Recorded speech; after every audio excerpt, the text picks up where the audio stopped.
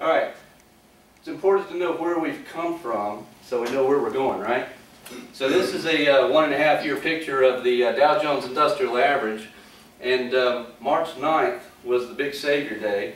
That's when Bernanke and his $1 trillion printing press came in to save the market. As you know, in first quarter of 2009, the markets were headed straight down, and suddenly we reversed course and started to go straight back up. This bottom bar line right here is volume, and you can see how the volume all of a sudden became huge. That's not me and you out here buying 100 shares of IBM. Okay? That's massive bank and government intervention. And when I say bank, I'm talking Bank of America, JP Morgan, of course Goldman Sachs. The big banks that are out here as the shield banks of the Fed running the show now. So, since March 9th, they've pushed the market higher. We had a little concern here. This was what we technicians call a head and shoulders, which is a negative formation. But we kept on going. A real red flag to any technician, though, is the market's going up, the volume is going down. One of the problems with intervention from the bank is they bring in so much volume, it's hard for the market itself to really do what the market needs to do. And typically the market's very good about setting prices. For instance, when the market was falling, all of the big banks like Bank of America for instance, went from 50 bucks to, what, 3 or 4? There was a reason it went to 3 or 4. They were almost broke. GM went to 0. The market was doing what it's supposed to do. Bernanke and his boys couldn't allow it. So they came in and boosted it higher.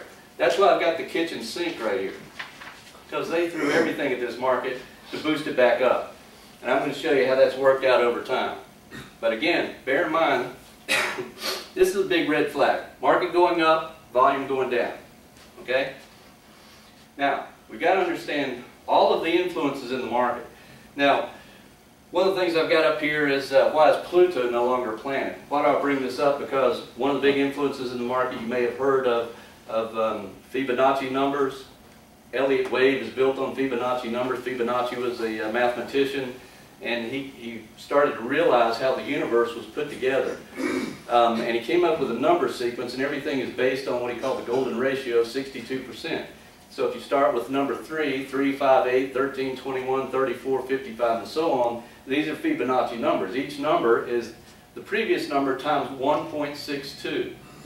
How does this relate to everything? He started to notice that the daisies of a petal, the angle of branches on trees, all are Fibonacci numbers. If you think about how a lot of things are put together, Jesus and the 12 disciples, 13. There were 8 Beatitudes. These are Fibonacci numbers. They just didn't happen. The digits on your hand, each finger is 3 digits. You've got 5 fingers. These are all Fibonacci numbers, but there's so many things put together. Elliott Wave comes in and starts the analysis using Fibonacci numbers. So, Pluto was the 9th planet. The universe isn't put together that way. So Pluto got kicked out. You guys remember that? That's no longer a planet. Now there's 8. Okay, everything's in order. Even the planet's distance from the sun, they're all Fibonacci numbers. The Great Pyramids of Giza, the base of the Great Pyramids of Giza is 1.62 times the height. That's crazy kind of stuff when you start to think about all these influences. Now, the center of the universe is called the barycenter. You guys may have heard me tell you this before, but the center of the universe, or the solar system, is the barycenter, B-A-R-Y. I always like to point that out when I speak. But really what happens is, you've got the solar system, and Jupiter and Saturn are the biggest celestial bodies, right? And they exert a gravitational pull on the sun, and at certain times in their orbit, they pull the sun away from the center, but the relative center is referred to as the barycenter. Why is that important? Because that affects weather patterns, weather affects commodities, and there are a lot of people that are watching where Jupiter and Saturn are so they can trade on commodities.